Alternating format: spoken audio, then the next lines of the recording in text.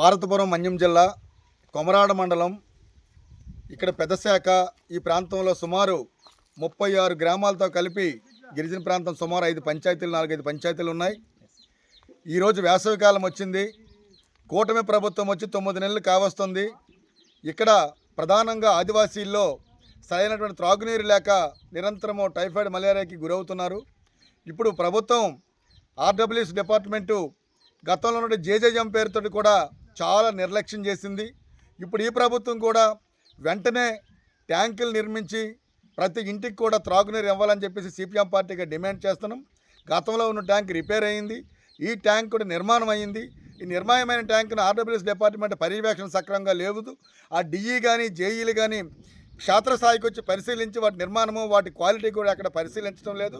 ఎప్పటికైనా పరిశీలించాలి, సరైన నిర్మాణం చేయాలి, వెంటనే వీధి కుళాయిలు ఏర్పాటు చేయాలి, అన్ని వీధులు కూడా నీరు వచ్చేటట్టుగా చూడాలని చెప్పేసి సిపిఎం పార్టీగా డిమాండ్ చేస్తున్నాం.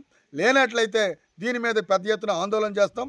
కాబట్టి డిపార్ట్మెంట్ ఈవేళ ఉప ముఖ్యమంత్రి పవన్ కళ్యాణ్ గారు ముఖ్యమైనటువంటి ఆర్డబ్ల్యూఎస్ శాఖ, పిఆర్ శాఖ, అటవీ శాఖ ఈ 3 శాఖల బాధ్యత పడ్డారు. కానీ వాటిని సమీక్షించడం కానీ వాటి తాలూకు క్షేత్రస్థాయి పని కానీ చేయకుండా ఇవాళ ఆయన రాష్ట్ర వ్యాప్తంగా ఇతర రాష్ట్రాల్లో దేవాలయ పర్యటనలకు వెళ్ళినటువంటి పనిలో ఉన్నారు. అది ఆయన వ్యక్తిగతం అయినప్పటికీ కూడా ఇవాళ ప్రజలకు అవసరమైనటువంటి నీరు కానీ ఇల్లులు కానీ లేకుంటే అటవీ సమస్యలు భూ సమస్యల పరిష్కారానికి ఆయన ప్రత్యేకమైన చొరవ చేయాలి.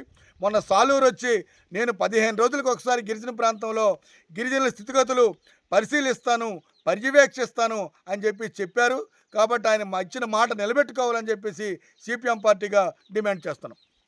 ఓకే, ఏం అవసరమని మన వీళ్ళ వల్ల ఏముండదు. మనం దెబ్బలాడితే కాంట్రాక్ట్తో దెబ్బలాడాలా, ప్రభుత్వం టూటీ మనం చేసిన